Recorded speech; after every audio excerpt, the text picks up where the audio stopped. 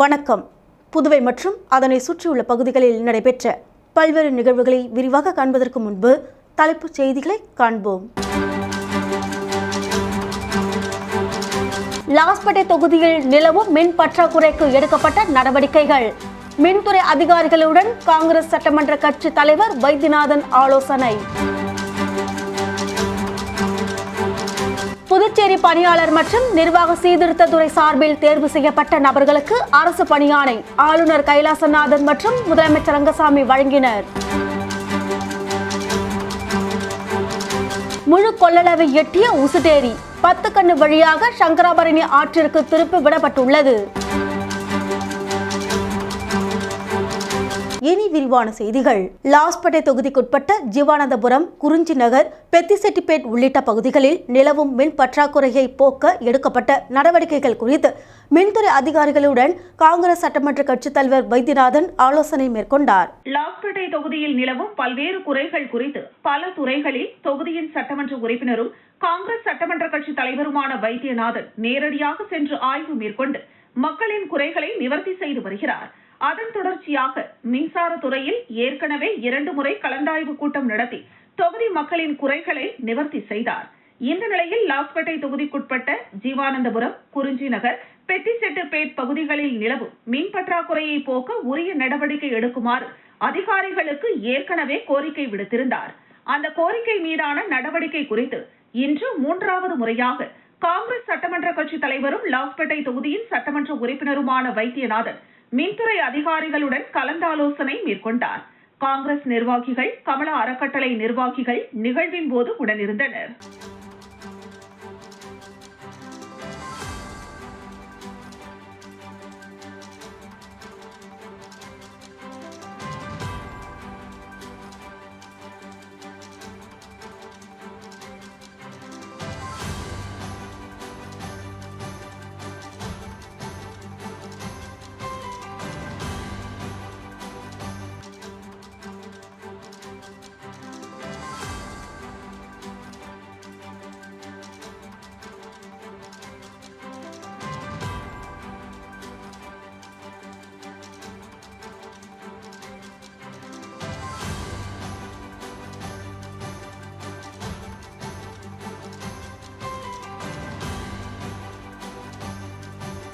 புதுச்சேரி பணியாளர் மற்றும் நிர்வாக சீர்திருத்தத்துறை சார்பில் தேர்வு செய்யப்பட்ட நபர்களுக்கு அரசு பணியாணை வழங்கும் நிகழ்வு நடைபெற்றது.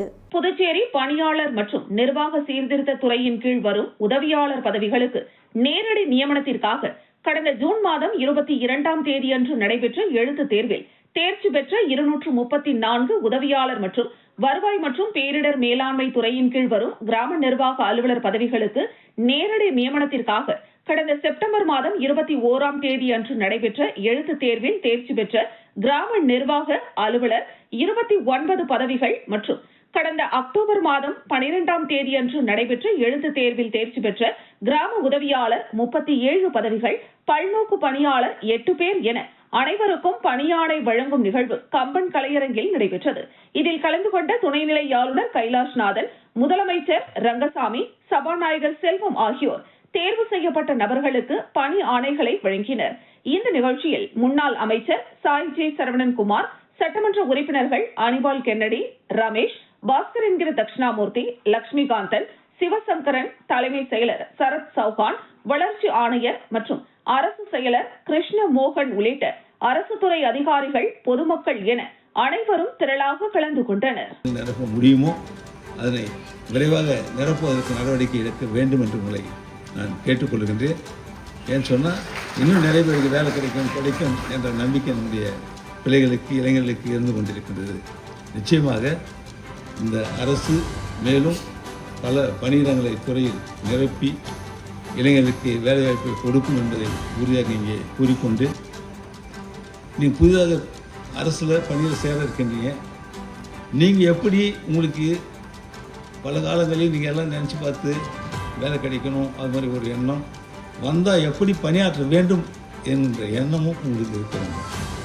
பணியில் வந்து சேர்ந்து விட்ட பிறகு நீங்கள் என்ன பணியை செய்ய வேண்டுமோ உங்களுக்கு ஒதுக்கப்பட்டுள்ள அந்த வேலைகளை மக்களுக்காக நீங்கள் செய்ய வேண்டும். அதனை விரைவாக செய்து கொடுக்க வேண்டும்.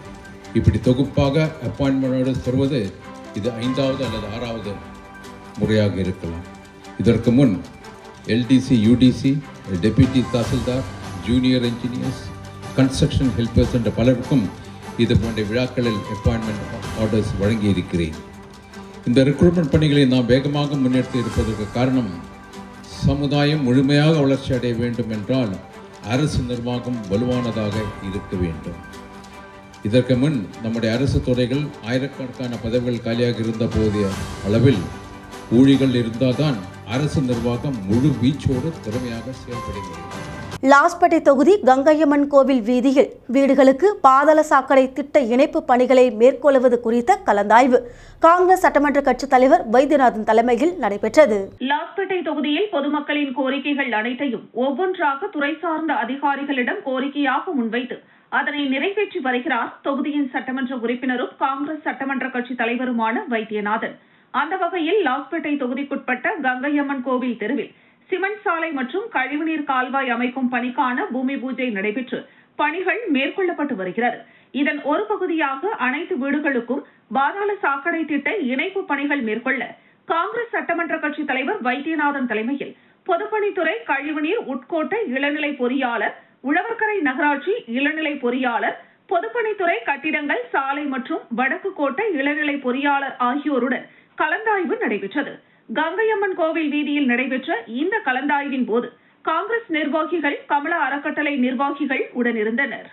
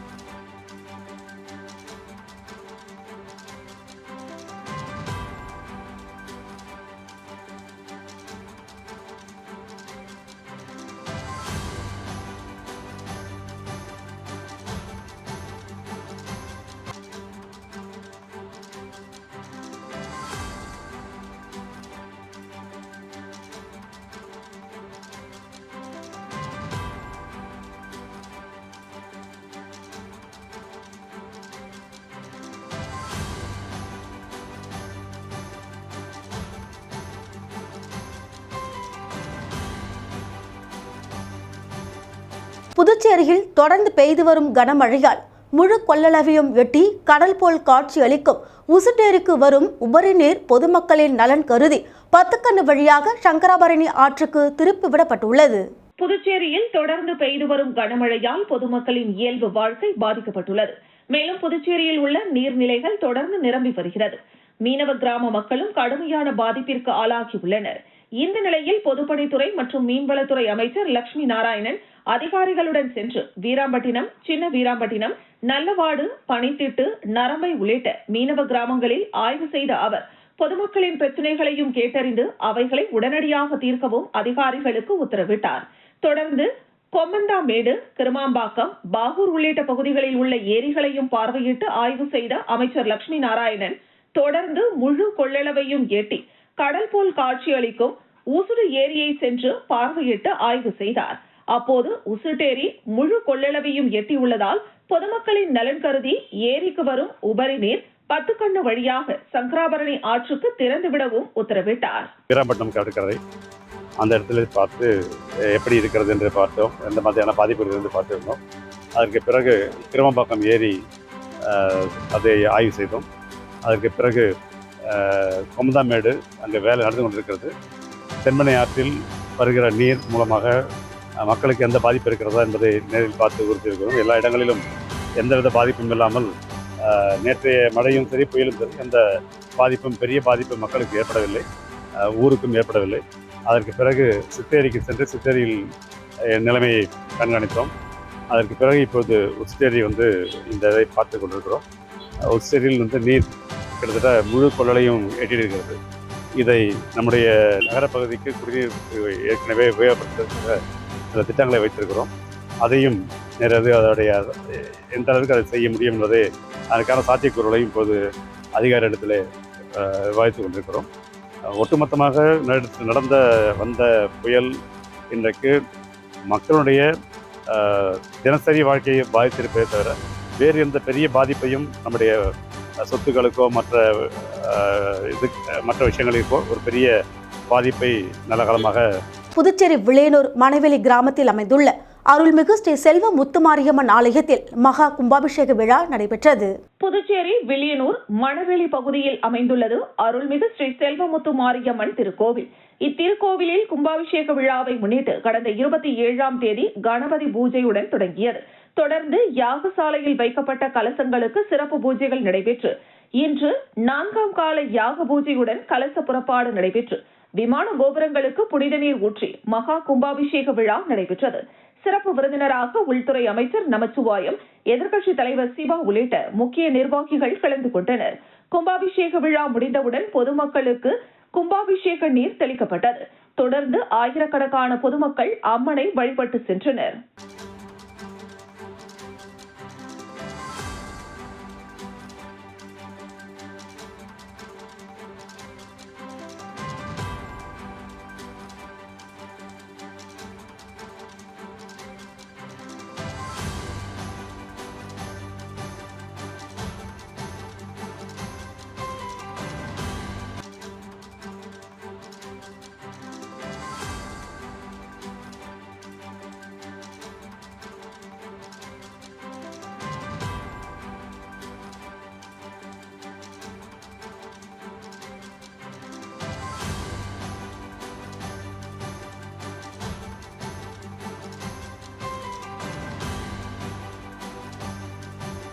கொலை வழக்கில் தேடப்பட்டு வந்த ரவுடி இன்ஸ்டாகிராமில் ரீல்ஸ் வெளியிட்ட நிலையில் காவல்துறை தக்க பாடம் புகட்டியுள்ளது.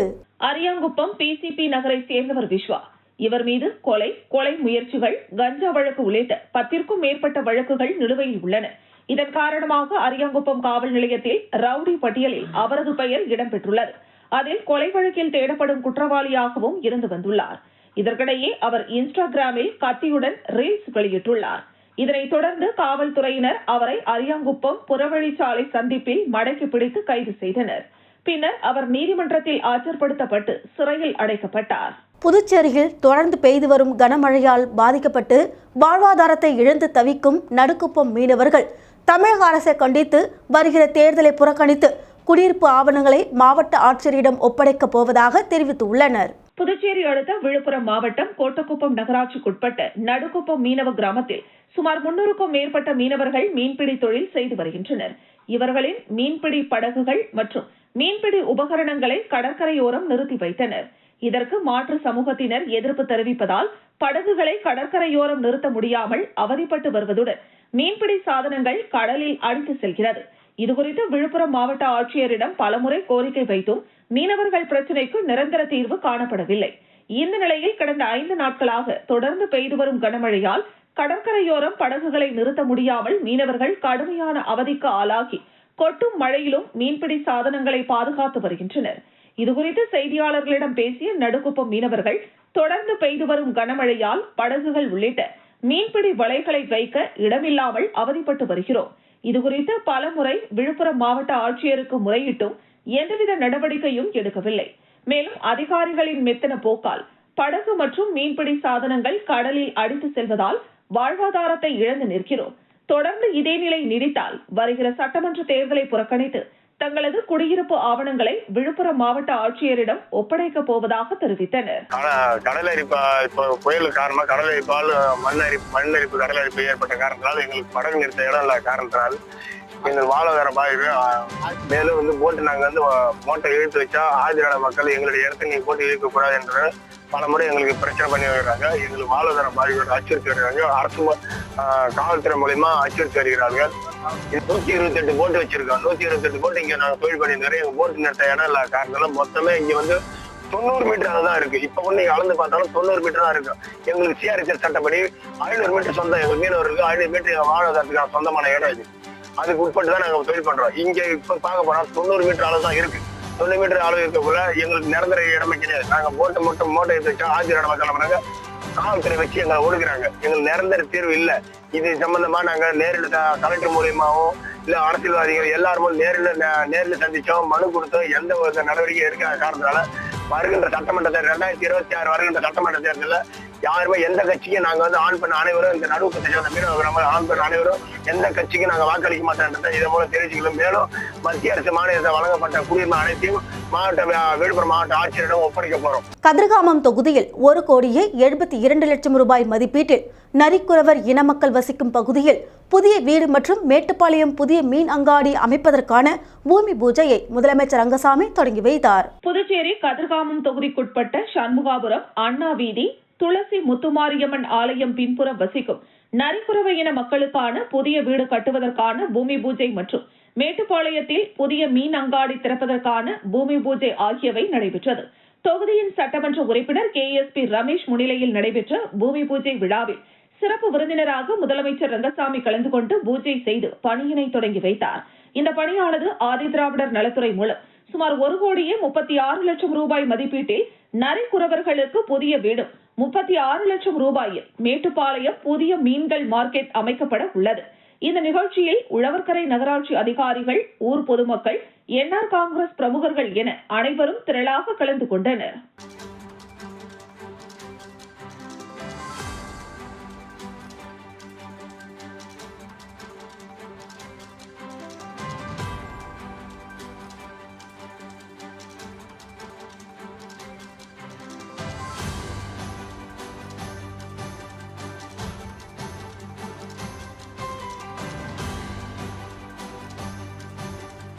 இருசக்கர வாகனத்தில் கஞ்சா கடத்திய வாலிபர்களை காவல்துறையினர் பிடிக்க சென்றபோது தவறி விழுந்து கை முறிவு ஏற்பட்டுள்ளது. சேதராப்பட்டு பகுதியில் தொடர்ந்து கஞ்சா விற்பனை நடைபெற்று வருவதாக காவல்துறையினருக்கு ரகசிய தகவல் கிடைத்தது. இதனையடுத்து காவல் உதவி ஆய்வாளர் ராஜேஷ் மற்றும் காவலர்கள் புதுச்சேரி மயிலம் சாலையில் வாகன சோதனையில் ஈடுபட்டனர். அவ்வழியாக வேகமாக வந்த இருசக்கர வாகனத்தை நிறுத்துமாறு சைகை காட்டினர். ஆனால் இருசக்கர வாகனத்தில் வந்த 2 வாலிபர்கள் வாகனத்தை நிறுத்தாமல் கீழே போட்டுவிட்டு கையில் வைத்திருந்த பையுடன் ஓட்டம் பிடித்தனர். காவல்துறையினர் அவர்களை துரத்தி சென்று மடக்கி பிடித்தனர். பின்னர் பையை சோதனை செய்தபோது அதில் கஞ்சா இருப்பதைக் கண்டு அதிர்ச்சியடைந்தனர்.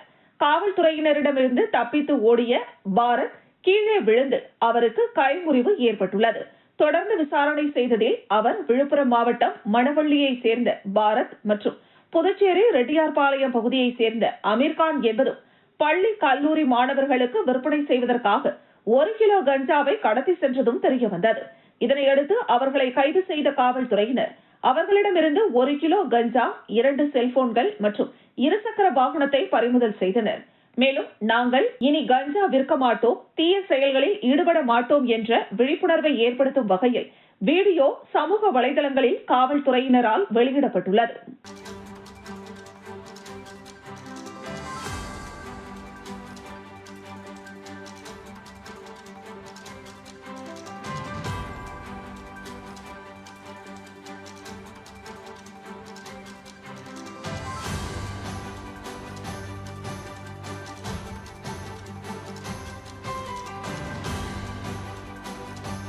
புதுவை பாராளுமன்ற மாநிலங்களவை உறுப்பினர் செல்வகணபதி நலத்திட்ட உதவிகள் வழங்கும் விழா கிழக்கு கடற்கரை சாலையில் உள்ள அவரது அலுவலகத்தில் நடைபெற்றது.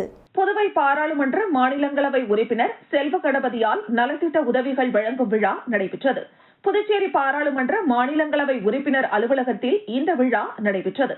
இந்த விழாவில் லாஸ்பேட்டை தொகுதியை சேர்ந்த சுமார் 10 நபர்களுக்கு இலவசமாக மின்சார தையல் இயந்திரமும், 3 நபர்களுக்கு தள்ளுவண்டியும், 25 நபர்களுக்கு இலவச கண் கண்ணாடிகளையும் பாராளுமன்ற உறுப்பினர் செல்வகணபதி வழங்கினார்.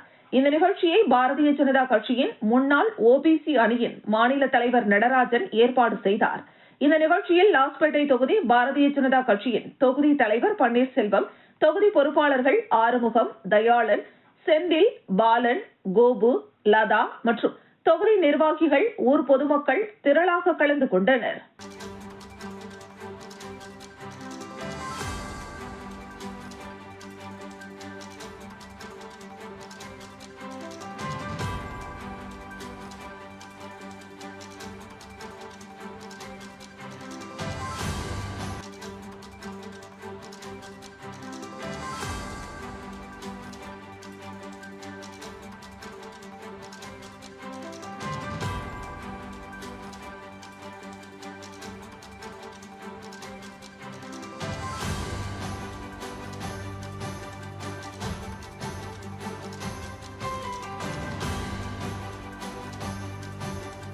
துரித உணவுகளை தவிர்த்து பாரம்பரிய உணவுகளை சாப்பிட்டால் உடல் ஆரோக்கியமாக இருக்கும் என பிரபல சமையல் கலை நிபுணர் தாமு அறிவுறுத்தியுள்ளார். புதுச்சேரியில் விநாயகா மிஷன் ஸ்பெஷாலிட்டி மருத்துவமனை சார்பில் சர்க்கரை நோய் விழிப்புணர்வு கண்காட்சி தனியார் ஹோட்டலில் நடைபெற்றது. இதில் 500க்கும் மேற்பட்டோர் பங்கேற்று இலவச மருத்துவ பரிசோதனைகளை செய்து கொண்டனர். மேலும் அங்கு சர்க்கரை நோயாளிகள் எடுத்துக்கொள்ள வேண்டிய உணவு மற்றும் எடுத்துக்கொள்ளக்கூடாத உணவு வகைகள் காட்சிப்படுத்தப்பட்டு செயல் விளக்கம் அளிக்கப்பட்டது. இந்த நிகழ்ச்சியில் பிரபல சமையல் கலை நிபுணர் தாமு, மருத்துவமனையின் மேலாண் இயக்குநர் டாக்டர் தேவராஜன் ஆகியோர் சிறப்பு விருந்தினர்களாக பங்கேற்று சர்க்கரையின் அர்க்கரை என்ற தலைப்பில் சிறப்புரையாற்றினர். அப்போது செய்தியாளர்களிடம் பேசிய சமையல் கலை நிபுணர் தாமு, சர்க்கரை நோயை தடுக்க நமது பாரம்பரிய சமையல் உதவும். இதனை 5000 பேரை வைத்து பரிசோதித்ததாகவும், நமது உணவில் சம அளவிற்கு மருந்து உள்ளது. ஜங்க் ஃபுட் என கூறப்படும் துரித உணவில் ஏராளமான ரசாயனங்கள் உள்ளன. இதனை சாப்பிடுவதால் கடந்த 10 ஆண்டுகளாக கேன்சர் நோயாளிகளின் எண்ணிக்கை அதிகரித்து வருகிறது. இதனால் நமது குழந்தைகளுக்கு ஜங்க் ஃபுட்டை தவிருங்கள். பாரம்பரியம் மிக்க உணவை கொடுங்கள். அம்மாவின் உணவை தவிர்க்காதீர்கள். அம்மா உணவில்தான் பாசம், அன்பு, மருந்து இருக்கிறது என கூறினார். மிளகு மற்றும் பூண்டை தினமும் எடுத்துக்கொண்டால் நோயிலிருந்து நம்மை பாதுகாத்துக் கொள்ளலாம் என்றும் தாமு கூறினார். இப்போ என்னை பொறுத்தவரைக்கும் உணவே மருந்து, மருந்தே ஒன்று கான்செப்ட் போனால் கண்டிப்பாக சுகர் கண்ட்ரோல் ஆகும். இன்னொன்று, சிறுதானியங்கள் யூஸ் பண்ணும்போதும் உங்களுக்கு கண்ட்ரோல் ஆகிறதுக்கு நிறைய வாய்ப்பு இருக்குது. ட்ரெடிஷ்னல் சாப்பாடு, பாரம்பரிய உணவு கண்டிப்பாக நீங்கள் கடைப்பிடிச்சிங்க அப்படின்னா அதுக்கு நிறைய வாய்ப்பு இருக்குது.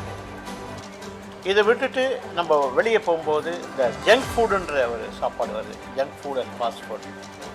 அது மாதிரி சாப்பாடு டெய்லி சாப்பிட்டீங்க அப்படின்னா அந்த சர்க்கரை வியாதி வரத்துக்கு அதாவது நிறைய வாய்ப்புகள் இருக்குது ஆக்சுவலாக. ஸோ என்னை பொறுத்த வரணும் எது மெடிசனல் வேலை நிறையா இருக்கும். நம்ம சாப்பிட்ற சாப்பாடு ஃபுல்லாகவே ஃபார் எக்ஸாம்பிள் பண்ணிங்கன்னா மிளகு, சீரகம், மஞ்சள், மிளகாத்தூள், மஞ்சத்தூள், அதே மாதிரி பச்சை மிளகாய், கொத்தமல்லி, புதினா. ஸோ இந்த மாதிரி நம்ம யூஸ் பண்ணுற வெந்தயம், இந்த மாதிரி நம்ம ஒரு பொருளும் பார்த்திங்க அப்படின்னா அதில் மருத்துவ குணம் நிறையா இருக்கிற பொருள் தான் நம்ம யூஸ் பண்ணுறோம். அது டெய்லியே நம்ம வீட்டு சாப்பாடு சாப்பிட்டோம் அப்படின்னா கண்டிப்பாக நம்ம உடம்பை நம்ம நல்லாவே பார்த்துக்கலாம். ஏன் அப்போ நம்ம ஹோட்டல் போய் சாப்பிடக்கூடாதா? சாப்பிடலாம். டெய்லி சாப்பிடாம அட்லீஸ்ட் மேபி வாரத்தில் ஒரு நாளோ மந்த்லி ஒரு நாளோ சாப்பிட்டீங்க அப்படின்னா உங்கள் உடல் ஆரோக்கியம். புதுச்சேரியில் தமிழக வெற்றிக் கழக தலைவர் விஜய் ரோட் ஷோ நடத்த 3 நாட்களில் உள்ள நிலையில் இதுவரை அனுமதி கிடைக்கவில்லை. மேலும் கரூர் சம்பவத்தை மேற்கோள் காட்டி விஜய் ரோட் ஷோவிற்கு அனுமதி அளிப்பதில் சிக்கல் ஏற்பட்டுள்ளது. புதுச்சேரியில் வருகிற 5ஆம் தேதி தமிழக வெற்றிக் கழகம் சார்பில் அதன் தலைவர் நடிகர் விஜய் பங்கேற்கும் ரோட் ஷோவிற்கு அனுமதி கேட்டு புதுச்சேரி தமிழக வெற்றிக் கழக நிர்வாகிகள் கடந்த புதன்கிழமை புதுச்சேரி காவல்துறை தலைமையகத்தில் டிஜிபியிடம் மனு அளித்திருந்தனர். அதன்படி காலாப்பட்டு முதல் கன்னியகோவில் வரை நடைபெறும் ரோட் ஷோவில் தமிழக வெற்றிக் கழக தலைவர் விஜய் உரையாற்ற உள்ளதாகவும் அந்த மனுவில் குறிப்பிடப்பட்டிருந்தது. அதனைத் தொடர்ந்து முதலமைச்சர் ரங்கசாமியை அவரது அலுவலகத்தில் சந்தித்து தமிழக வெற்றிக் கழக நிர்வாகிகள் அனுமதிக்க கோரி மனு அளித்தனர். மேலும் ரோட் ஷோ நடத்த 3 நாட்களே உள்ள நிலையில் இதுவரை புதுச்சேரி காவல்துறை அனுமதி அளிக்கவில்லை. கரூர் சம்பவத்தை மேற்கோள் காட்டி அனுமதி வழங்குவதில் சிக்கல் ஏற்பட்டுள்ளதாக கூறப்படுகிறது. இந்த நிலையில் தமிழக வெற்றிக் கழக பொதுச் செயலாளர் ஆனந்த் இன்று 2வது முறையாக டிஜிபியை சந்தித்து அனுமதி கேட்க வந்திருந்தார். டிஜிபியை சந்தித்துவிட்டு வெளியே வந்த புசி ஆனந்திடம் செய்தியாளர்கள் பல்வேறு கேள்விகளை எழுப்பினர். ஆனால் எந்த கேள்விக்கும் பதிலளிக்காமல் விரைவில் அனுமதி கிடைக்கும் என்று நம்பிக்கை உள்ளதாக தெரிவித்துவிட்டு புறப்பட்டு சென்றார்.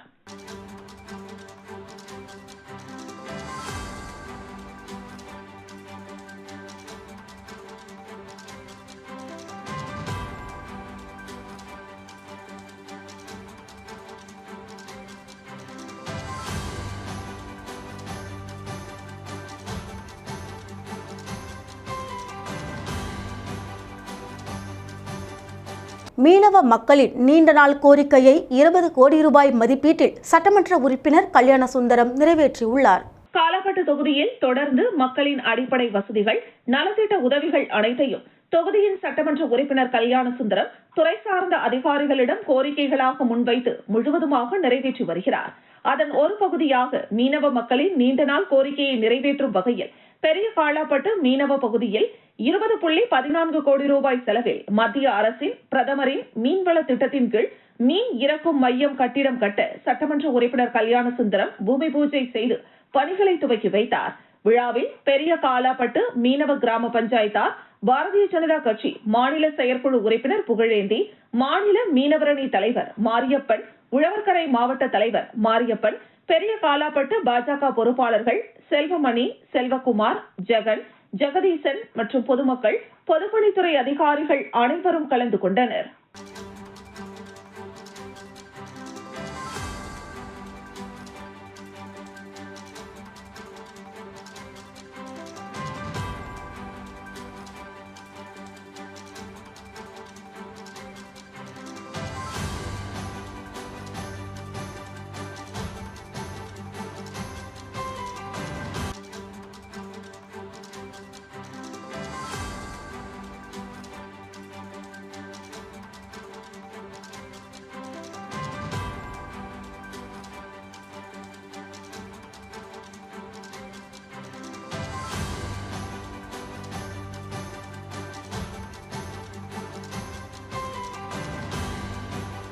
டிட்வா புயல் காரணமாக மழையால் பாதித்த மக்களுக்கு இந்திராநகர் தொகுதி திமுக சார்பில் பொறுப்பாளர் காந்தி ஏற்பாட்டில் உணவு வழங்கப்பட்டது. புதுச்சேரி மற்றும் தமிழக பகுதிகளில் டிட்வா புயல் காரணமாக பெய்த கனமழையின் காரணத்தினால் பொதுமக்கள் தங்கள் வாழ்வாதாரங்களை இழந்து அத்தியாவசிய பொருட்களை வாங்க தவித்து வீட்டிலேயே முடங்கி கிடந்தனர்.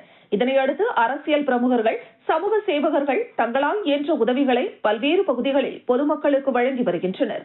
அதன் ஒரு பகுதியாக 2வது நாளாக இந்திராநகர் சட்டமன்ற தொகுதிக்குட்பட்ட சாணரப்பேட்டை, முத்திரையர்பாளையம், தர்மபுரி உள்ளிட்ட பல்வேறு பகுதிகளில் மழையால் பாதிக்கப்பட்ட பகுதிகளில் உள்ள பொதுமக்களுக்கு தலைமை செயற்குழு உறுப்பினரும் இந்திராநகர் தொகுதி பொறுப்பாளருமான காந்தி ஏற்பாட்டில் உணவு வழங்கப்பட்டது.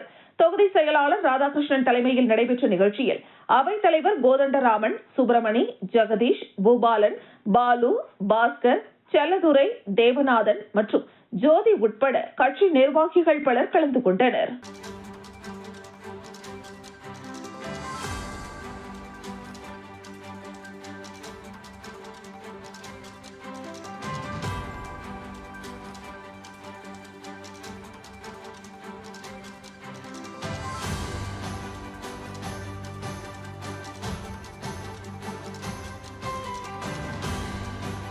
தொடர் மழையால் பாதிக்கப்பட்ட மணவெளி தொகுதிக்குட்பட்ட 150க்கும் மேற்பட்ட வீடுகளுக்கு ஜேசிஎம் மக்கள் மன்றம் சார்பில் தார்பாய் வழங்கப்பட்டது. புதுவை மாநிலம் மணவெளி தொகுதியில் மழையால் பாதிக்கப்பட்ட நோனாங்குப்பம், மணவெளி, பூர்ணாங்குப்பம் கிராமத்தில் ஜேசிஎம் மக்கள் மன்றத்தின் சார்பாக சமூக சேவகர், மணவெளி தொகுதி பொறுப்பாளர் முருகன் என்கிற பெருமாள் பாதிக்கப்பட்ட 150க்கும் மேற்பட்ட வீடுகளுக்கு தார்பாய் வழங்கினார்.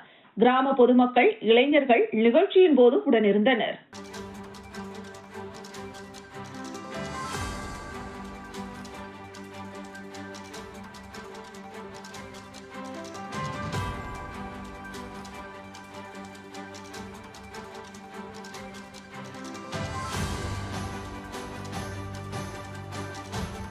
புதுச்சேரியில் பெய்து வரும் தொடர் மழையால் பாதிக்கப்பட்ட ஏழை எளிய மக்கள் சுமார் 500க்கும் மேற்பட்டவர்களுக்கு ரம அறக்கட்டளை சார்பில் பால் மற்றும் பிரெட் பாக்கெட்டுகளை நிறுவன தலைவர் விக்கி என்கிற ராஜகணபதி வழங்கினார். புதுச்சேரியில் டிட்வா புயல் காரணமாக கடந்த ஒரு வாரத்திற்கு மேலாக கனமழை மற்றும் விட்டு மிதமான மழை பெய்து வருகிறது. இதனால் பொதுமக்கள் வீட்டை விட்டு வெளியே செல்ல முடியாமல் வீட்டிலேயே முடங்கியுள்ளனர். இந்த நிலையில் அரியாங்குப்பம் மற்றும் மணவெளி தொகுதிக்குட்பட்ட ஏழை எளிய மக்கள் வசிக்கும் பகுதிகளான அருந்ததியர்புரம் மற்றும் தேங்காய் தீட்டு வீதி உள்ளிட்ட பல்வேறு பகுதிகளில் வசிக்கும் ஏழை எளிய மக்கள் சுமார் 500 குடும்பத்திற்கு புதுச்சேரி ரம அறக்கட்டளை சார்பில் பால் பாக்கெட் மற்றும் பிரெட் பாக்கெட்டுகள் வழங்கும் நிகழ்வு நடைபெற்றது. இதில் நிறுவன தலைவர் விக்கி என்கிற ராஜகணபதி கலந்து கொண்டு வீடு வீடாக சென்று இலவச பால் மற்றும் பிரெட் பாக்கெட்டுகளை வழங்கினார். இந்த நிகழ்ச்சியில் ஊர் இளைஞர்கள் திரளாக கலந்து கொண்டனர். இதற்கு முன்னதாக மணவெளி தொகுதி TN பாளையத்தில் சபரிமலைக்கு சென்ற சுமார் 20க்கும் மேற்பட்ட இளைஞர்களுக்கு சபரிமலை சென்று வர இலவசமாக நிதி உதவியினையும் விக்கி என்கிற ராஜகணபதி வழங்கினார்.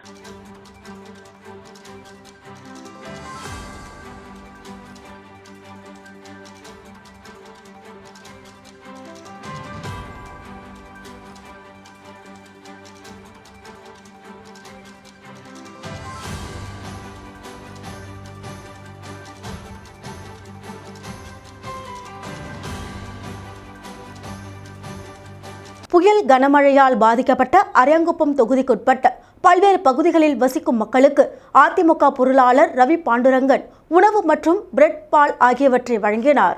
டிட்வா புயல் மற்றும் தொடர் கனமழையால் பாதிக்கப்பட்ட அரியாங்குப்பம் தொகுதிக்குட்பட்ட பல்வேறு பகுதிகளில் வசிக்கும் மக்களுக்கு அதிமுக மாநில கழக பொருளாளர் ரவி பாண்டுரங்கன் ஏற்பாட்டில் மதிய உணவு வழங்கப்பட்டது. அரியாங்குப்பம், வீராம்பட்டினம், தேங்காய்தீட்டு வீதி, புதுக்குளம், சண்முகம் நகர், சொர்ணா நகர், கண்ணம்மா தோட்டம், பிசிபி நகர், கோட்டைமேடு, அம்பேத்கர் நகர் உள்ளிட்ட ஏராளமான பகுதிகளில் பாதிக்கப்பட்ட மக்கள் 4000 பேருக்கு மதிய உணவும் 1000 பேருக்கு பால், ரொட்டி ஆகியவற்றையும் வழங்கி ஆறுதல் கூறினார். முன்னதாக மழையால் பாதிக்கப்பட்ட குடிசை வீட்டில் வசிக்கும் குடும்பத்தினருக்கு தார்பாய்களை வழங்கினார் என்பது குறிப்பிடத்தக்கது. இதில் அதிமுக நிர்வாகிகள் தட்சிணாமூர்த்தி, ஜீவா, ஜெயக்குமார், அன்பு, சண்முகம் நகரைச் சேர்ந்த இளைஞர்கள் பலர் கலந்து கொண்டனர்.